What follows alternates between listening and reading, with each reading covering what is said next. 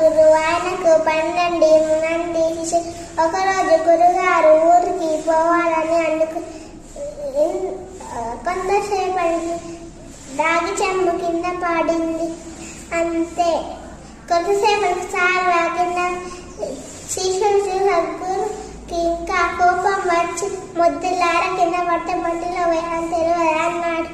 కొంతసేపటికి పెండ తీసి శిష్యులు బండిలో పెండ పోయి గురువు మీద పడింది.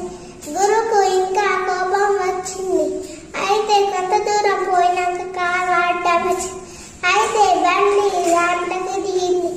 అయితే శిష్యులు దిగి నడుచుకుంటూ పోయారు.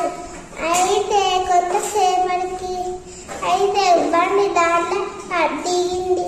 అయితే దాంట్లో గురువు కింద పడితే నన్ను లేపరు